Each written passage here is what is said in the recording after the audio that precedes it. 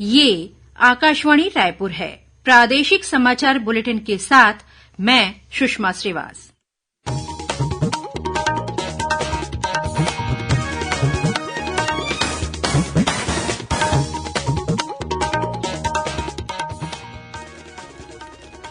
और अब पेश है आज के मुख्य समाचार। राज्यपाल ने न्यायाधिपति रमेश सिन्हा को छत्तीसगढ़ उच्च न्यायालय के मुख्य न्यायाधीश की शपथ दिलाई। मनरेगा के तहत मजदूरी में बढ़ोतरी की गई। वहीं छत्तीसगढ़ में श्रमिकों के लिए आगामी वित्तीय वर्ष के लिए न्यूनतम वेतन दरें निर्धारित कर दी गई है। नारायणपुर जिले में माओवादियों ने पूर्व उप सरपंच की हत्या की। और प्रदेश में कल कुछ स्थानों पर गरज चमक के साथ हल्की बारिश होने और एक दो स्थानों पर वज्रपात होने की संभावना।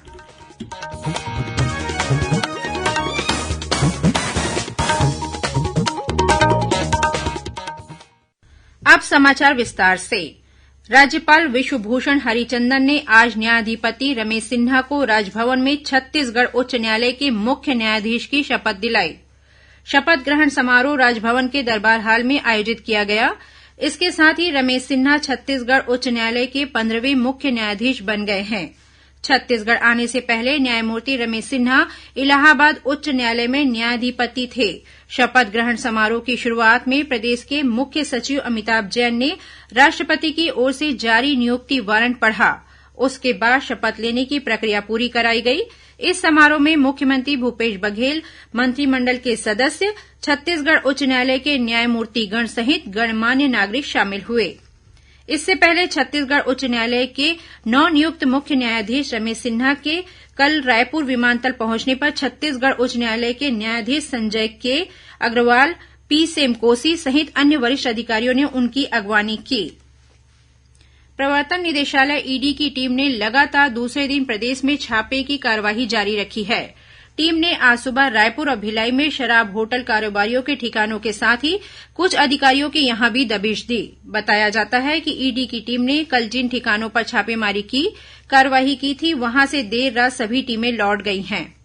गौरतलब है कि ईडी ने अब तक प्रदेश में कोयला परिवहन घोटाला मामले में आईएएस समीर विश्नोई, मुख्यमंत्री कार्यालय की उप सचिव सौम्या चौरसिया, कोयला कारोबारी सूर्यकांत तिवारी, सुनील अग्रवाल और लक्ष्मीकांत तिवारी सहित खनिज विभाग के 2 अधिकारियों को गिरफ्तार कर चुकी है।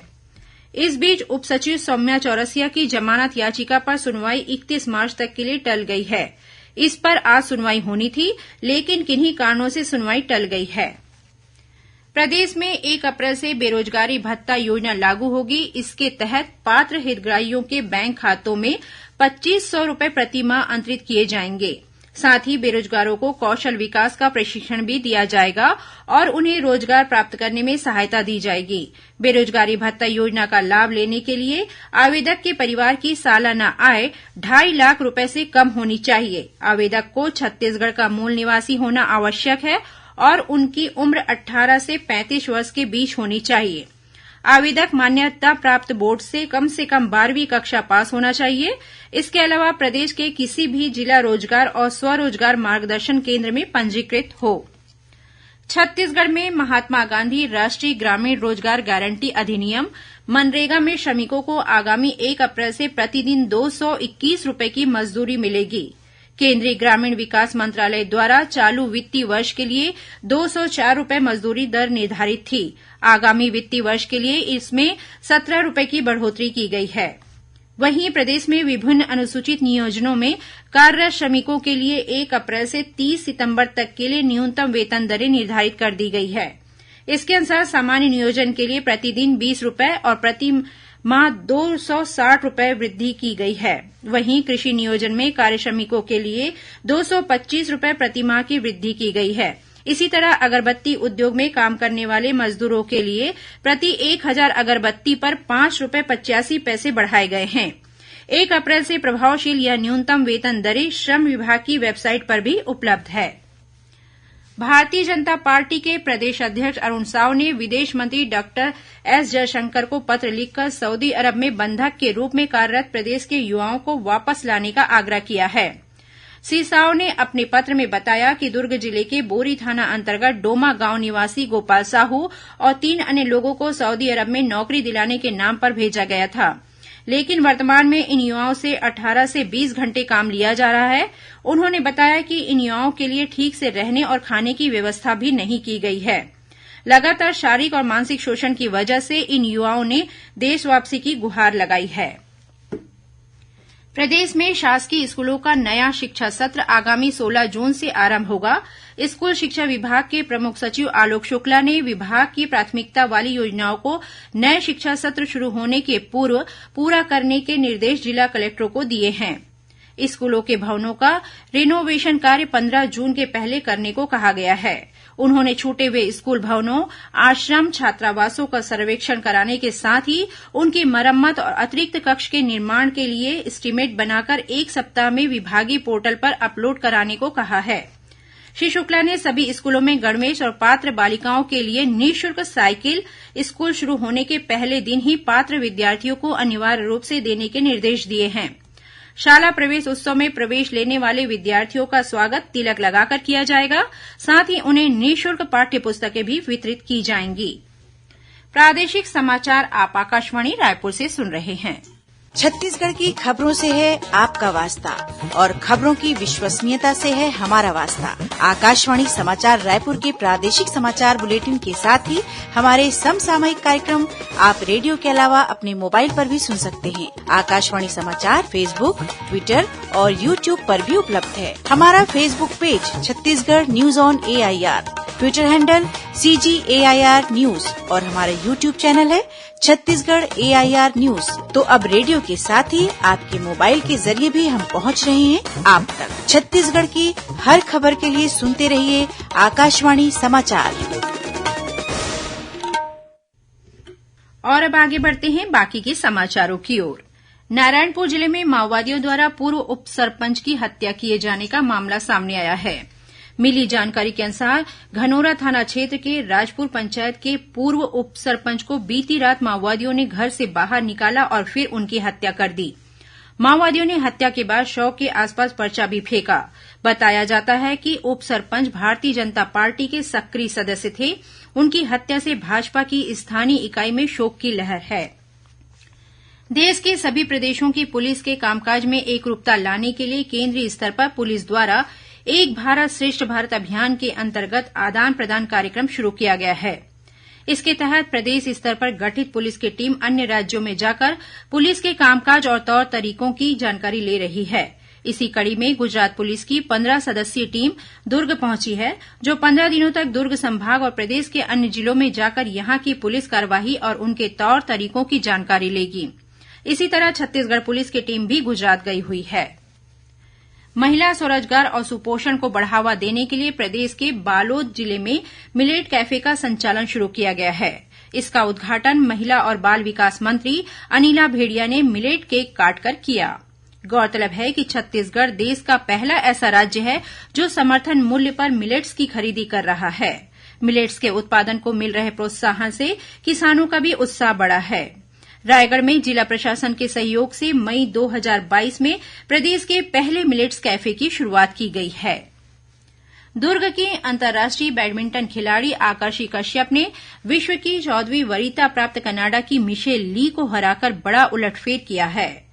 मैड्रिड स्पेन मास्टर बैडमिंटन प्रतियोगिता में पहले दौर के मुकाबले में पहला सेट गंवाने के बाद आकर्षी ने दूसरा और तीसरा सेट 51 मिनट में जीतकर मैच अपने नाम कर लिया।